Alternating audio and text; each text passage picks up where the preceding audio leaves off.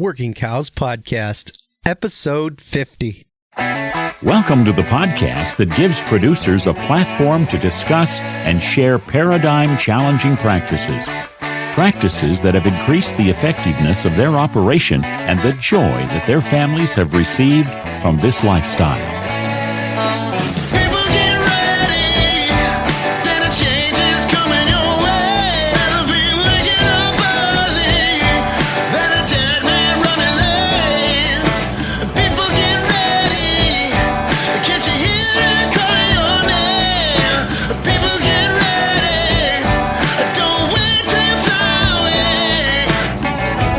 Howdy everybody, it's Clay Connery. Here we are, episode 50. I've been building up to it for a long time.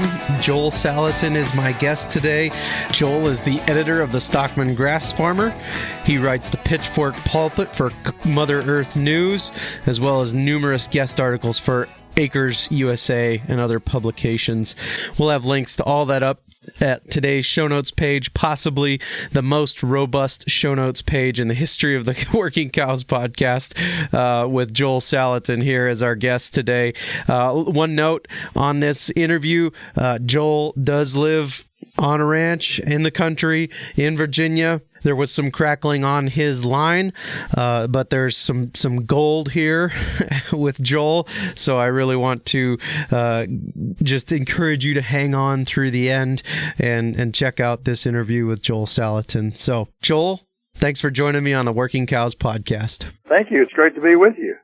I appreciate you taking the time to sit down with me today. And as I thought about what I would want to talk to you about, I was wondering how you would approach a discussion with a rancher if you met him in passing or sat next to him on an airplane, and he revealed that he was struggling with ranch profitability. What kind of recommendations would you make, and how would you encourage him to tackle those issues? Well, the first thing I would ask him is if he is doing what we call intensive controlled grazing or mob grazing or whatever you want to call it. But if he's moving his animals, routinely, that would be the first question, because that would indicate, a level of management. And if he is, then of course we talk about how to do that better. If he's not, then we start talking about the advantages of it. Why is that the place you would start? Yeah, well, the reason is because if the cows stay in the same place for very long, and our rule of thumb is 24 hours, more than 24 hours is too long. I mean, unless you're going on vacation or you're wanting to do something special, but the general rule, moving every day is critical. Because you get the highest utilization and the greatest benefit from the pasture, as opposed to continuous grazing or anything less. What happens is when they stay longer in an area, they walk more, they lounge more, and what they step on and lie on, they don't eat. So actually, a cow eats with 5 mouths: 1 mouth, 4 feet. And of course their body, what they lie down on. And so by going to a very highly managed movement, you minimize the wastage that occurs with just walking around. Of course, you also minimize the calorie requirement from long walks, because you've got things tighter. And so a lot of things happen when you go to a daily move.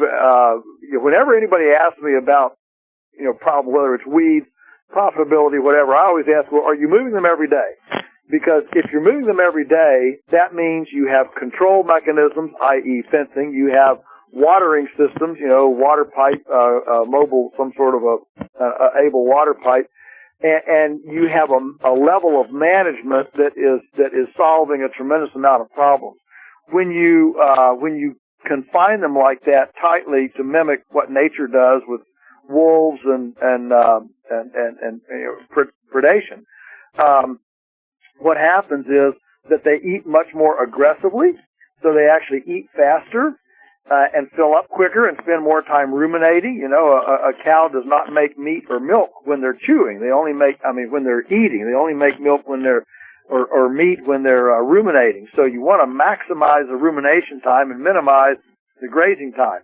And so the daily move means that they're going to be able to ingest what they want to eat much quicker because it's fresh, it's new, it's, you know, it's thicker, and they can fill up quicker, which means they're going to maximize their rumination time.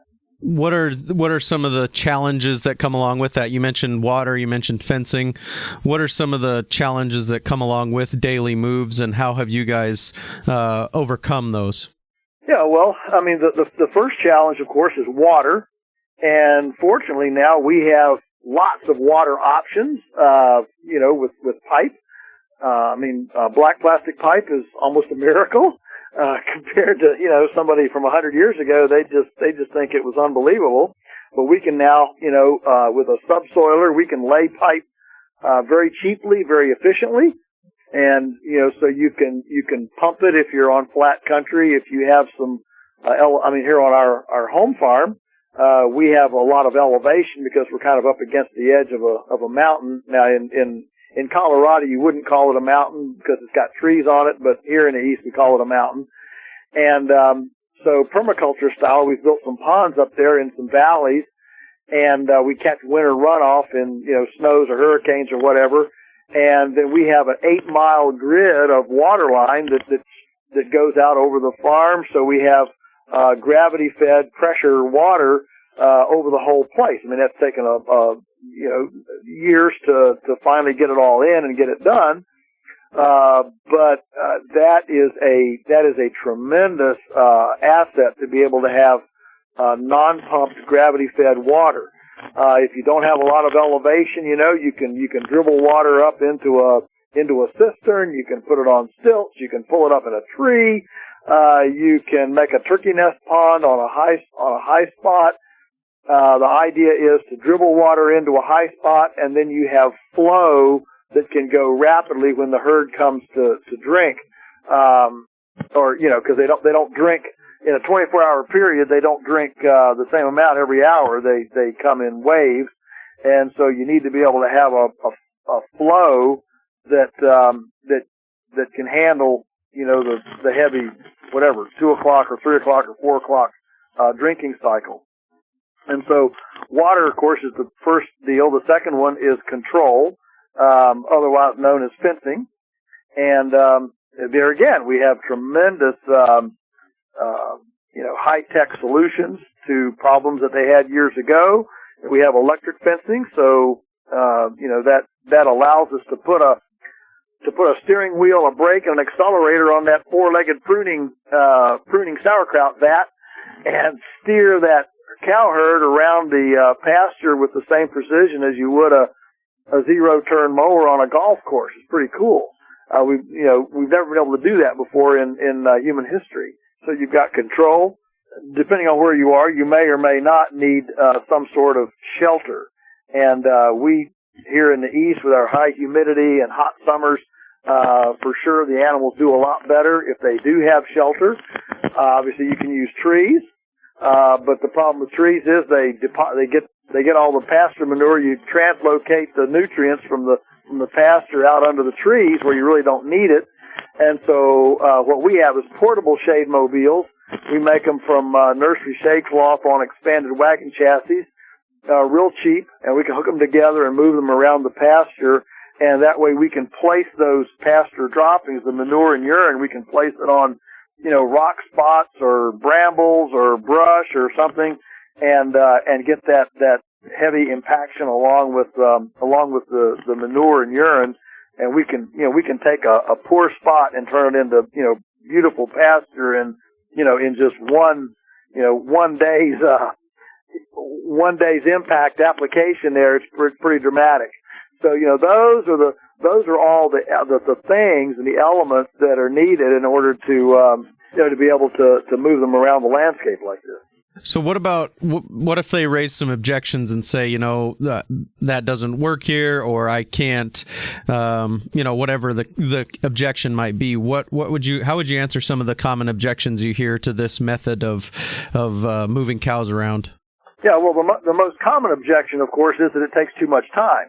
I don't have time to move my cows every day. I mean, if I did that, I'd be out there all the time.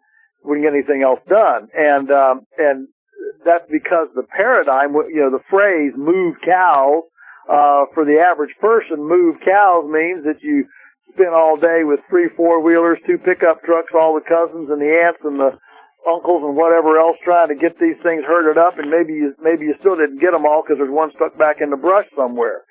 And that's the mental picture that automatically comes when you say move cows.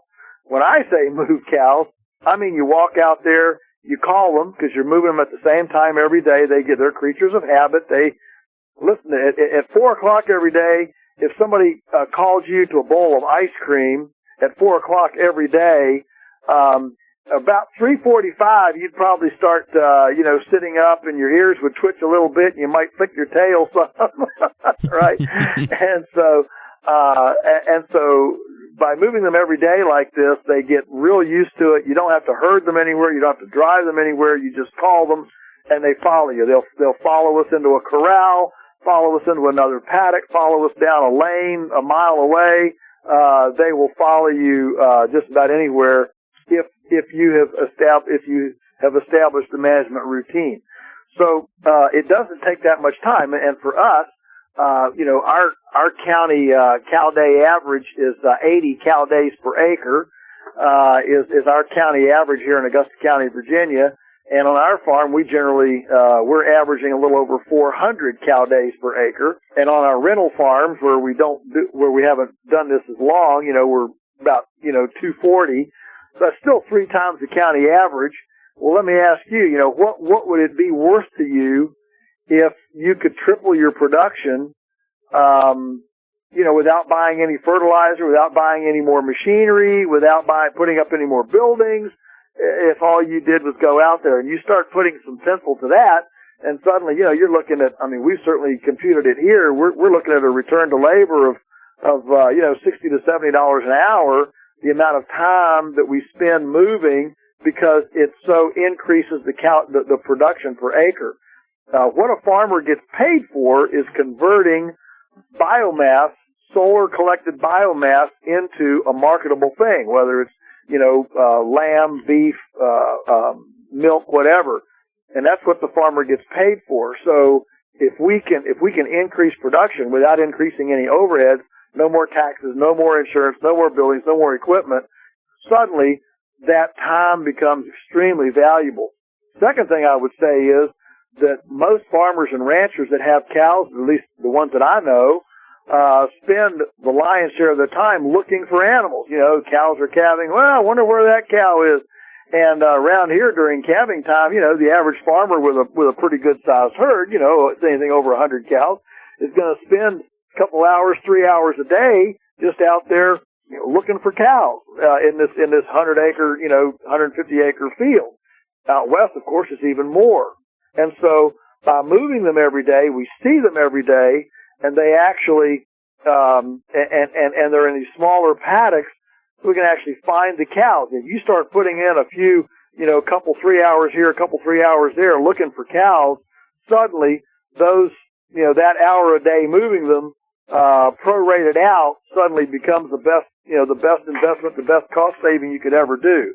So the whole time argument, which is the biggest one, falls away as soon as you start down that path. Of course, there are all sorts of arguments about, well, I don't have water. Well, there's, you can build ponds, you can do all sorts of cool things to develop water resources. They can say, well, my cows won't stay in if I use electric fence. Well, that's not the cow's fault. That's your fault for not putting up electric fence that works. You can get junky electric fence energizers and set it up poorly, or you can get good ones and set it up correctly. And so, there's no end to the creativity people can exhibit in making something not work. Yeah, especially when they don't want it to work. That's something right. That's right. I've found to be the case for sure. And then, so let's go down the wormhole here. What are some other things that people could be doing, maybe even farther outside the box, as far as increasing profitability of the ranch business as a whole? You mean like things like direct marketing, or yeah, I mean, you can go as far down the wormhole as you want. I think that. I'll tell you. I mean, once you're moving them every day, and you have your management in a good place, well, there's a couple things that can really make a big difference. And we've certainly done both of them, and they're fantastic. One is irrigation, and the K-line irrigation system is fantastic. But we don't want to pump from aquifers, because that's the commons. If everybody sticks a straw in the aquifer and starts sucking, pretty soon you don't have an aquifer or a stream or a creek or whatever. So this presupposes that we've built impoundments, water. The Australian water guru P.A. Yeoman, who wrote Water for Every Farm in the late 1950s.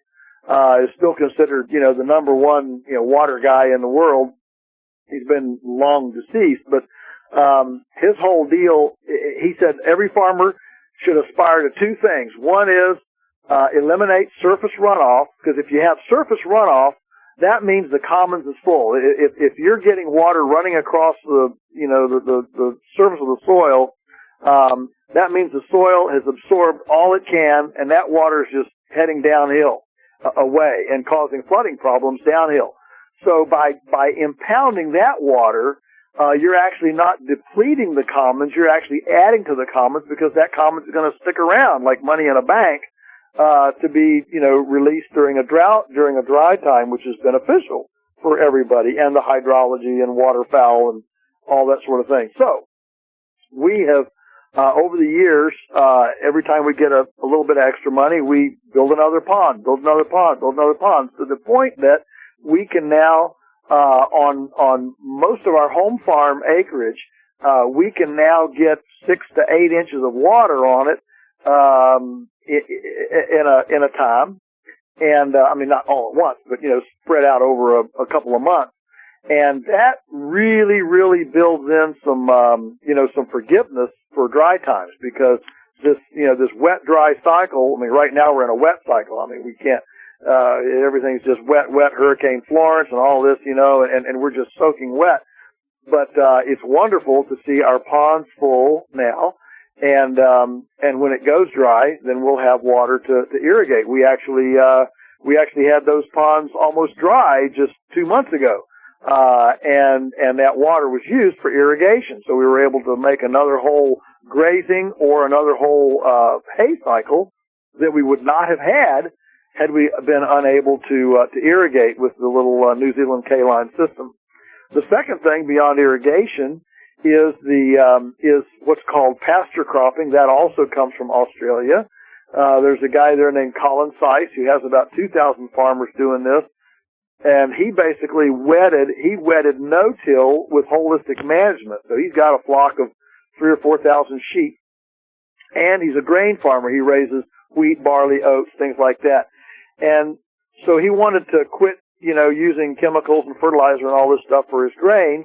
So he uses this flock of sheep to go in and strategically weaken the perennial, the prairie basically, weaken it, by overgrazing it. So you graze it, and then you plant, and then you graze it again before germination. You use a no-till drill. You plant, you graze it again right before the seeds germinate. And what you've done is you've actually created just a window of opportunity for these annuals to jump up through this weakened sod and get ahead of it. And when that happens, then as the annual grows, whether it's corn, beans, oats, cowpeas, whatever, as that annual grows, it shades out the sod, the grass, the prairie, and keeps it kind of retarded as a living mulch underneath it. And then when you harvest your grain crop, whether you graze it or whether you, harvest the grain, however you harvest it, then the sod is there. As soon as it gets light, as soon as it gets enough light in it, then it, of course, jumps on, and you have not done any tillage. And he does this about once every, I think, 5 to 7 years with small grains, and doesn't have to use any fertilizers, because the perennial with the livestock runs the fertility engine for the once every 5 to 7 year crop pull off. Now, we have not done it to take off the grain crops. What we have done it with is Sudex, milo, corn, cowpeas, and we've grazed it with cattle.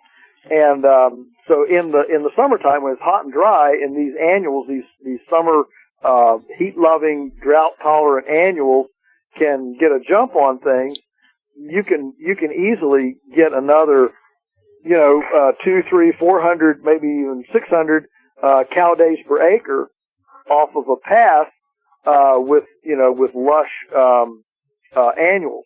And there's no tillage, no plow, no anything, just using the animals as a prep tool to give you a window of planting opportunity.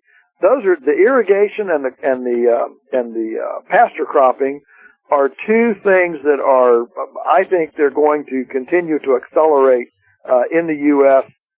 From New Zealand and Australia. How about your stock density? How much of a role is that playing in what you guys are accomplishing with your grazing methods? Well, the stock density, as your forage increases in carrying capacity and thickness, height, quality, whatever, then of course your stock density can increase as well. And so, for example, on stockpiled fescue, stockpiled forages here, we have actually gotten as high, I think the highest we've ever gotten is, now this is on a perennial, this is on just grass, for winter stockpile is, the highest we've ever gotten is 200 cow days per acre. That would be on one pass. That doesn't count all the summer passes, but that would be just on one pass in the winter. 200 cow days per acre. So, that you're talking about, putting 200 cows on 1 acre for a day, or 400 cows on 2 acres. And boy, if you can get that kind of, density, you can save a lot of hay. I mean, the single biggest cost factor in any livestock operation is hay. And so in our area, the average farm feeds hay for 120 days a year. And that 120 days a year is consistent from Florida to Saskatchewan. Those are pretty consistent, all the way. And we feed hay on average for 40 days a year. So cutting it from 120 to 40, cuts you about anywhere from $100 to $150 worth of direct expense in keeping a cow. Remember, you don't make a profit on a cow until she is paid for herself and paid for her calf. In other words, her calf has to carry her whole expense, which includes her winter carrying expense. And so the whole cost of hay to keep that cow alive through the winter, that has to come straight off of the value of that calf when it's sold before you make a dime. So if you can drop $100, $150 off of the wintering cost of a cow, that goes straight to your bottom line when the calf is sold. Say you're sitting next to this rancher and he's all in. He's bit hook, line, and sinker, and he's willing to go way down the wormhole and start thinking about other species and things like that. What kind of a role does that play in increasing profitability as far as you have seen it on your operation? Well, for sure, the more diversity is a good thing, to a point. I mean, you can't over-diversify to the point where nothing is very efficient. But without that, certainly more different species eat different things. I mean, sheep eat different things than cows. Goats eat different things than sheep. Goats eat different things than cows. Horses, whatever, chickens, pigs. And so as we have added, so we now have ducks, sheep, chickens, turkeys, cows, pigs. I think I got it all. And the cumulative value of those different species, 1 + 1 = 3. A lot of people like to talk about all the bison and grazing, grazing gurus, certainly talk about, bison and the old, pre-European animal choreography, migratory choreography in the U.S. But a lot of people don't talk about the birds that were here. I mean, Audubon sat under a tree in 1800. He wrote in his diary, said, I couldn't see the sun for 3 days because the flock of birds that flew over, I think they were passenger pigeons, the flock of birds that flew over blocked out the sun for 3 days. Now, I've seen some pretty big flocks of birds, but I certainly haven't seen anything that would approach blocking out the sun for 3 days. And so the number of birds, from prairie chickens, pheasants, turkeys, passenger pigeons, all of these birds that were here, along with the bison, that's what sanitized these fields, and they ate they spread the seeds, did all sorts of cool things. This was all done way before John Deere plowing and all that. I mean, the fact that 500 years ago, North America grew more food than it does today with plows, John Deere's, and chemical fertilizer should sober up anyone, drunk on hubris that we have actually accomplished a lot. What we've accomplished is actually, a feeling of productivity. But when you measure everything in aggregate, soil loss, a dead zone the size of Rhode Island and the Gulf of Mexico. I mean, think about that. A Rhode Island-sized piece of the ocean is completely dead and unproductive. How much food could have been was produced in there before it turned into a dead zone from the runoff, from the chemical runoff and the pesticide and fertilizer residues running down the Mississippi River? So, our productivity, quote unquote, has come at massive cost, and in aggregate is not as good as the total productivity that was here before the Europeans came. And so I think it's important for us to study the templates that were here that made things so productive, and the symbiosis between herbivores and birds, from the egret on the rhino's nose to the to the cuckoos and the kangaroos in Australia. The bird herbivore symbiosis is one of the most common and powerful synergistic relationships in nature, and I think that we talk a lot about cattle. We need to talk about bringing the birds out on the range too. That's chickens and turkeys. And what kind of benefits are you guys seeing as far as the chickens and turkeys? I'm assuming it's economic, but there's got to be ecologic benefit there too, I'm guessing, as far as what you guys are seeing. Yeah. If you want a triple production on an acre real quick, you just run some chickens and turkeys across it, and it'll be triple production. I mean, these guys not only do they do some interesting work physically with their feet scratching, but I mean their manure is incredibly beneficial and has a long tail on it.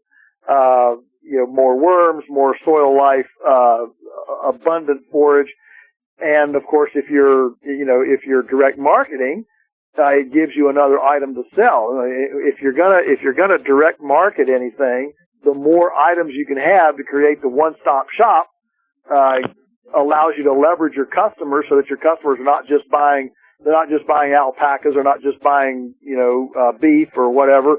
They're buying a multitude of things that allows you to turn a $50 customer into a $1,000 customer, because they have a lot more options to buy. Once you have a customer and they like you and they're loyal to you, they're looking around saying, well, what else can I get from you?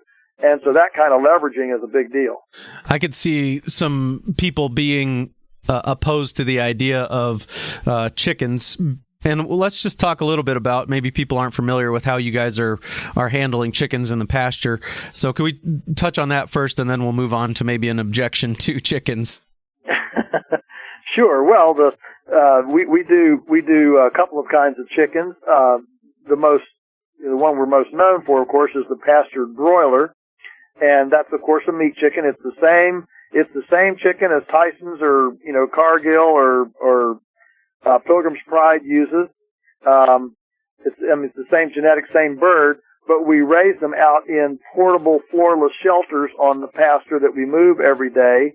So one person, without starting an engine, one person can move 5,000 chickens in an hour. It's very, very efficient. We just move them right along in these little floorless field shelters. And the field shelters, of course, protect them from predators because they go out at 3 weeks or before. They're very, very small. And so they're completely surrounded for weather protection, predator protection in these little floorless boxes, basically, and we just move them along the pasture. That's the way we do the broilers. The laying chickens, we have two models for the laying chickens. One is the Eggmobile, and the Eggmobile is a rubber-tired hen house. We can hook two together and put 800 laying hens in there and follow a herd of cows. And if we follow them at about 3 days, the fly larvae are big enough by that time for the chickens to eat. And so the chickens scratch through the cow patties. Now, these chickens are completely free range. There's no fencing, no nothing. They're completely free range. And they go out about 200 yards from the Eggmobile. So they'll cover in a day, they'll cover a circle that's 400 yards in diameter, which is a pretty big circle. And they will attack every cow patty, eat and scratch it into the soil so it spreads way out, gives you a lot more fertility, and they'll eat the fly larvae out so that they basically sanitize. And in the middle of the summer when it's hot, you've got grasshoppers and crickets. They, of course, eat grasshoppers and crickets and turn those into eggs. So the idea here is that you're actually stacking. These are not competitive enterprises on the pasture. They are complementary. You're not taking production away from the cattle to do this. You're actually adding it to the fertility and the complementarity of the birds that they bring. The other laying hen model, besides the Eggmobile, is what we call the Millennium Feathernet, which is on skids, and we just move it every 3 days. It's surrounded by electrified netting from Premier, and we give them a quarter acre, 1,000 birds. We give them a quarter acre every 3 days. We move them every 3 days and move them across the pasture. And when the grass gets real tall, then we bring the cows in to knock it back, because the chickens like short grass. Short grass tends to reduce predators and make the netting go in easier, all sorts of good reasons to do that. And then of course we have the turkeys. And the turkeys, are raised pretty much the same way as the Millennium Feathernet, although they get more room, same type of netting, but just a nursery shade cloth, simple shelter that we call the gobbledygook, and we move them every day along the field as well. So there's a lot of stuff moving around. It's not stationary housing. It's completely mobile, which means you can move it from field to field, farm to farm, location to location. And you don't have to own the land that it's on. Your whole farm can be completely mobile and disconnected from the land, which creates an opportunity to get in for a person who has no capital and wants to get in. You don't have to buy buildings and land and machinery in order to get in, which is a big deal. Yeah, that definitely kind of transitions well into what I was thinking of as far as the objection that maybe similar to the I don't have time to move my cows every day. Somebody's thinking I don't really want to manage another whole business of these chickens. Yeah, the soil health benefits sound great, but this other business that I would have to manage starts to seem a little bit intimidating. I'm thinking of maybe a custom grazing situation for chickens where somebody could come in behind your cows on your land and graze their chickens, and they benefit, you benefit, and ultimately the end consumer benefits with a healthier chicken. Is that a reality? Oh, absolutely. One of my books that I wrote is fiefdoms. Fiefdoms for farmers. And the whole idea there is building collaborative partnerships, because most of us don't like to do things. Obviously, look, if you're gonna direct market cows and chickens, it's a natural thing to team up with somebody that's doing produce, for example. And a produce CSA has already got customers that are not going to the supermarket. They want good food, and so you team up with somebody like that. They already have a customer base. I mean, it's a no-brainer to add a protein base to an existing produce CSA, or vice versa. Same deal. So yes, these collaborative enterprises can be developed, and when we say this is what the land needs, I'm not assuming that one person does all the different things on the same piece of property. I'm saying we build a team, we create partnerships, and we can build numerous enterprises. I haven't been on a farm in the world, and I've been on a lot of them, but I've never been on a farm in the world that is fully leveraging its resource base. But when you say, well, this farm could quintuple its income, the average farmer gets all, oh no, I'm already working 80 hours a week. What do you want me to do? Work 100, and I'm 60 and blah, blah, blah, blah, blah. I'm not saying you have to do it. I'm just saying it can be done using the same resource base as you're currently using. You just use it in different ways and use it more efficiently. We've talked a lot about things that people can do, can add to what they're already doing. They can start moving their cows more regularly. They can increase the stock density. They can add new species. We've touched a little bit on the direct marketing. I'm not going to continue down that path as maybe as thoroughly as we did the other ones. There's some great documentaries and great other things that do a good job of kind of showing what you guys are doing there, and they'll be linked in the show notes page at workingcows.net/50. Workingcows.net/50 will have a show notes page. We'll link to Joel's books. We'll link to some of the things he's mentioned here as far as different systems, and I'll link to some of my favorite documentaries with Joel that have touched on what he's doing there. But what I would like to talk about, rather than continuing down the path of what people can add to what they're already doing, is maybe we could talk about some of the things that you guys have taken out of what traditional American agriculture is doing. And when I'm referring to that, I'm thinking about the chemicals and some of those different things that you guys have removed out, which is also going to increase profitability, if I understand how that all relates to itself correctly. Yeah, well, I think if we want to delve into that, it's a great question. So, we haven't bought a bag of chemical fertilizer in 60 years. We haven't planted a seed, except for those couple pasture cropping experiments, and we will do more of that. We're not done with that. We just didn't do it this year. But essentially, we haven't planted seeds for 60 years either. We focused on managing the stock and feeding the soil, trying to get the soil done, which the number one way is, of course, to move the cows every day so that the forage, builds up a head of steam before you come back and graze it. But beyond that, when we do feed hay, we feed it under a roof, just a shed. This is not a sided barn or anything. It's just a awning, a shed roof. And so the big investment that we make that, in deference to the fertilizer, yes, we don't buy all the fertilizer, all the chemicals, all that stuff. We don't buy any herbicides or anything like that.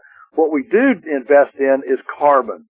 And so we have a lot of forest here, and a lot of that forest is weedy, it's diseased, crooked trees, dead trees, overgrown, junky type trees, and then we have some really, really great trees. And so I'm a big believer in kind of the permaculture idea that we need more forest and fewer trees. The problem in the U.S. is that our forests are weedy. They're way too confined, way too many stems or stalks per acre. And so we need to thin them down. And the trees will grow a lot better. You don't have the fire issues, and you can graze in through them as well. And so we have an industrial chipper, wood chipper, that we use, and we work in the woods and we chip. And so we'll use in a winter, we'll use the equivalent of 20 tractor trailer loads of wood chips. But, we're able to cover pretty much the whole outfit, the whole farm with compost. And so we feed in this open-sided shed, and we use wood chips to absorb the bedding under the roof. And it's just like we call it a carbonaceous diaper, and it builds up as deep as 4 feet deep. So the hay bunks are made so we can raise them vertically. Now you could have a big free span shed and use just round bale feeders in there and move them around week to week. The point is though that the animals you're able to protect the manure and urine instead of having it get vaporized or leached during the spring thaw period, the heavy water time of January, February, and early March before spring green up when the soil begins to wake up and work and metabolize these nutrients. We want to hold them and protect them so we don't lose them. And so we do that. We add corn to it. The corn ferments in that bedding pack because the cows are tromping out the oxygen and it's anaerobic. When the cows come back out to begin grazing again in the spring, then we put the pigs in, and the pigs then seek the fermented corn, and in the process, they fluff it all up and aerate it, convert it from anaerobic fermentation to aerobic decomposition. And that aerobic compost then when the pigs are done in 4 to 6 weeks, then that aerobic compost we spread on the field, that becomes our fertilizer program. So while we're not buying the chemicals and all that, we are investing time and energy in a carbon economy that essentially mimics the kind, pre-European, nobody brought on the Great Prairies by putting down 10-10-10 fertilizer. Those were built with carbon running through the bison, coming out on the prairie, and of course the sloughed off roots from the root mass.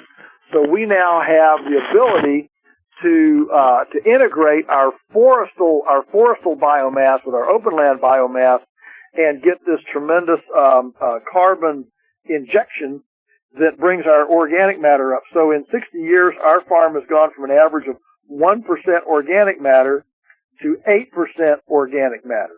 And when you realize that every percent increase in organic matter increases the water holding capacity of the soil 20,000 gallons per acre. So if you go from 1% OM to 2% OM, you've just increased your water holding capacity 20,000 gallons per acre. So from 1 to 8%, that's a 7 percentage point increase times 20,000 is 140,000 gallons of water that we can now hold per acre that we couldn't hold 60 years ago. That makes a huge difference both in a wet time when you're getting a lot of moisture, you want to hold on to it, and in a dry time when you want that moisture in your inventory so it can be slow released into the dry time. I'm really glad you remembered that 20,000 per acre number because I had heard it recently and I was going to have to Google what it was to find that out. So I was glad you had that. That's right. We're going to have sunshine, but we're not always going to have water. And if we can find a way to trap more water so that root mass has something to feed on to turn that sunshine into edible plant matter, that's what we got to do. That's our main resource we're managing is water, and it's a really incredible return on investment that you have shared with us. Another thing I think you're not doing is chemical application on the cattle themselves. Is that true? Yes, that's true. Yeah, we don't vaccinate, we don't medicate, we don't do anything. But there again, it's not like we sit on our hands. So we put our money rather than vet bills and chemicals and vaccinations and all that. We put our money in minerals. What kind of minerals? So we use Icelandic. It's expensive. It's Icelandic geothermally dried seaweed kelp. Ascophyllum nodosum is what they grow up there around Iceland. They actually harvest it with great big boom things that almost look like a hay vine that goes out across the ocean at low tide, and they have their fields, and it's quite a amazing thing. But it's a naturally chelated when they geothermally dry it, and it's just brilliant green. It smells just like the ocean. You could eat it. So we use that. We use C90 sea salt, just dehydrated ocean water, and then we use Fertrell's poultry NutriBalancer, which is an organic food grade soft rock phosphate and kelp and other things in it. We mix those three together, one unit, and we probably, as a general rule, we probably feed, I'm going to say, 5 times as much mineral, and I mean dollars. So we're, a lot, like $30, $40 a season per head, in mineral. But, we have over 1,000 head of cattle. We had, three cases of pink eye this year. We just don't have a vet bill, even with that many animals. And so I would much rather, put my money in mineral and keep them really up and healthy than have, remedial stuff. And the cost of the vet bill, often the vet is, or all that remedial stuff, it's actually not the cost of the vet or the medication. It's the time cost, the stress cost on you and the animal of running them through the head gate and doing all this stuff. That's really the bigger cost than the actual material. You mentioned in one of the documentaries that I will link to at the show notes page, workingcows.net/50, that your father viewed or saw the relationships of chemical to agriculture as something like a drug addiction. Is that an accurate depiction of what he had in mind? Yes, absolutely. Just like a drug addiction, that you have to get more and more to get the same kick, and so you're on this treadmill. And of course, we've seen that in the pharmaceutical world, haven't we? With the survivor bugs get stronger and stronger, so you're constantly looking and reaching for a new antibiotic, a new medication, a new vaccine, a new thing, because you've got survivors that have now built up immunities to the medication, and the result is that you've got to continually trying to find new things that are stronger. They always get more expensive. Lots of times they get more toxic. Don't get it on your hands. Don't get it in your hair. Blah blah blah. And so if we can get away from all that, not only does it make the farm a much safer place, but it also gets us off of that treadmill. The cows don't build up an immunity to their own immune system. When you're dealing with their issues or their weaknesses, with their own immune system, that's the way you want to do it. What role does selecting animals that are adapted to your environment play in being able to cut out the chemicals as far as the cows are concerned? Yeah, well, I think it's a big deal. We do line breeding, so we're saving our own bulls. Probably the guru on this in the world, and maybe perhaps the world, is Kit Farrow out there in Colorado, and when he sells bulls, he guarantees that nothing going back 10 generations has had a hand laid on it in helping a birth or a sickness or whatever back 10 generations, and he says that if for the last 50 years, if we had never saved a bull from a cow younger than 10, I think is what he says. I may be putting words in his mouth, but you get the idea. If we had never saved a bull from a cow younger than 10, today the beef industry would not have any vet bills whatsoever, because the animals we would have been selecting for vibrant immunological function. The problem is when you go in and you vaccinate and you bring in these medications as crutches, you don't as crutches to ameliorate the weaknesses. You don't know who's weak or not, and so if you do a hands-off approach, it sounds to an uninitiated city person, it might sound a little bit hard-nosed, but how are you going to determine who can't walk with a crutch until you quit giving everybody crutches? When you quit giving everybody crutches, then the ones that can't walk with them fall over, and you can call those. But if everybody gets a crutch, and you're standing there looking at this whole group of 100 that has crutches, how do you know who can survive without crutches? Absolutely. Yeah, I've had Kit on a couple of times, and he's doing some really exciting stuff down there, and I look forward to future conversations with people from Farrell Cattle Company about some of the stuff they're doing with grass-finished beef in Texas and different things like that. We could go on and on and on, and I appreciate your time today. I do want to give you an opportunity to share about anything you've got in the works, anything you've got upcoming, any new books or anything like that you wanted to share about?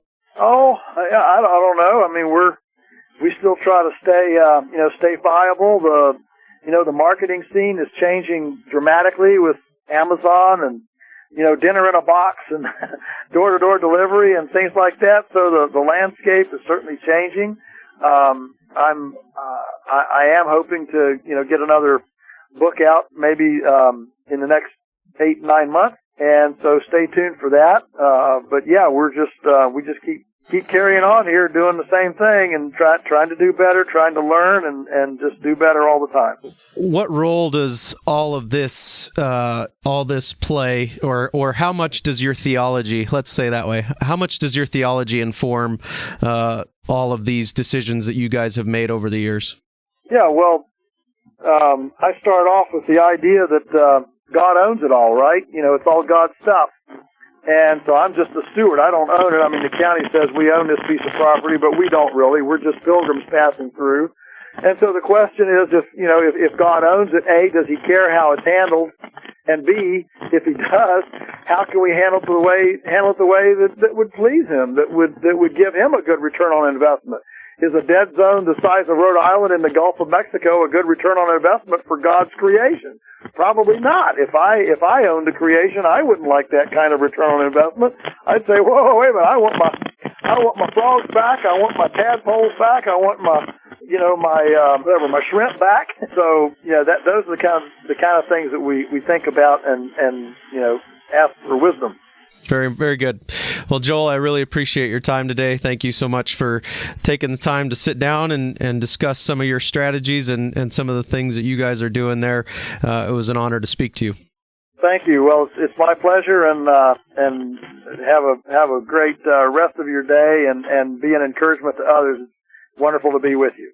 Great stuff there with Joel Salatin. Really appreciate him taking the time to join me today. Really enjoyed my time with him and just some really great stuff that he was able to share with us. Coming up next week on the show, we've got Johann Zietzman.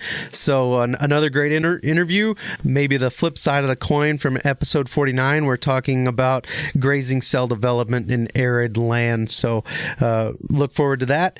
Tune in next week for episode 51 of the Working Cows podcast with Johann Zietzman. We invite you to visit workingcows.net to subscribe to the show via iTunes or Stitcher. You'll also find detailed show notes pages, resources from our guests, and the industry leaders who have influenced them. For more ideas on putting your cows to work for you in a more profitable way, tune in next week.